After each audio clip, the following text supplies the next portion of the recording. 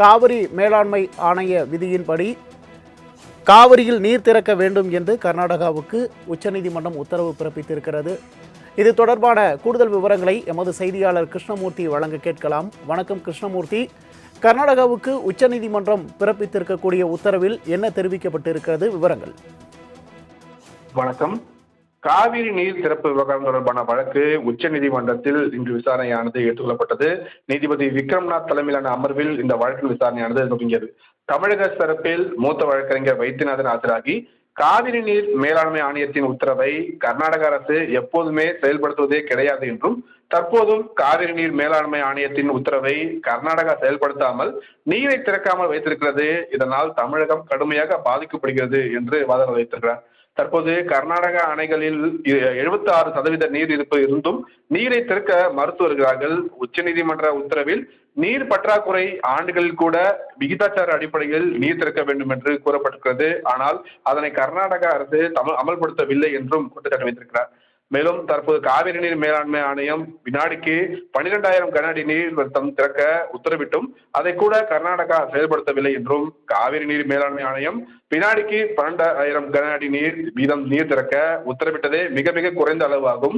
அதனை கூட செயல்படுத்தாமல் கர்நாடக அரசு தவறிவிட்டதால் இந்த நீதிமன்றம் உரிய உத்தரவை பிறப்பிக்க வேண்டும் என்று வாதங்கள் வைக்கப்பட்டது.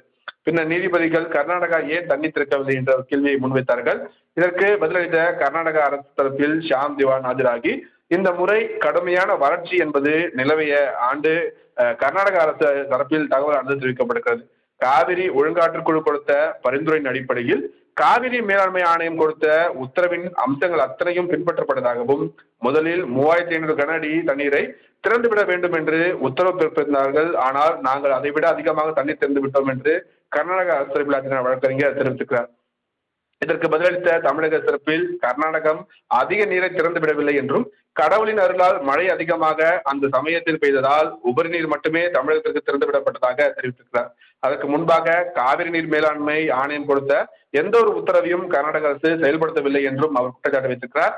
பின்னர் நீதிபதிகள் தற்போது மழை அளவு நல்ல நிலையில் இருப்பதால் இந்த விவகாரத்தை ஒரு வாரத்திற்கு பின்பு விசாரிக்கலாமே என்ற ஒரு யோசனை தெரிவித்திருக்கிறார்கள்.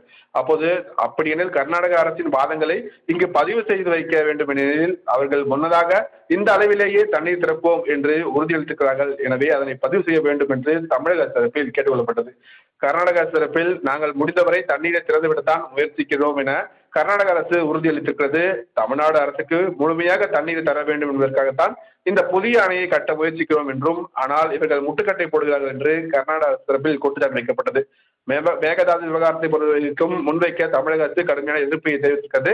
பின்னர் நீதிபதிகள் கர்நாடகா மற்றும் தமிழ்நாடு அரசு தற்போதைய நிலவரம் குறித்த அறிக்கையை கொடுத்திருக்கிறார்கள். இதை நாங்கள் ஆய்வு செய்ய விரும்புகிறோம். எனவே ஒரு வார காலத்திற்கு பிறகு இந்த வழக்கை விசாரிக்கிறோம் என்று கூறி வழக்கை ஒரு வாரத்திற்கு தள்ளி வைத்திருக்கிறார்கள். இந்த ஒரு வார காலத்திற்கு காவிரி மேலாண்மை ஆணையம் என்ன உத்தரவை பிறப்பித்தது அதை கடைபிடிக்க வேண்டும் எனவும் உத்தரவு பிறப்பித்து வழக்கை உச்சநீதிமன்றம் தள்ளி வைத்திருக்கிறது. காவிரி மேலாண்மை ஆணையம் கொடுத்த உத்தரவின்படி பிறப்பிக்கப்படும் தண்ணீர் போதுமானதாக இல்லை, எனவே தண்ணீரின் அளவை அதிகரிக்க வேண்டும் என கோரிக்கை வைத்திருந்த நிலையில் தற்போது அந்த கோரிக்கை பரிசீலிக்கப்படவில்லை. அடுத்த திங்கட்கிழமைக்கு இந்த வழக்கு விசாரணையானது ஒத்திவைக்கப்பட்டிருக்கிறது. அதுவரை திறக்கப்பட்ட நீரின் விவரங்களை தாக்கல் செய்யவும் உச்சநீதிமன்றம் உத்தரவிட்டிருக்கிறது. விவரங்களுக்கு நன்றி கிருஷ்ணமூர்த்தி.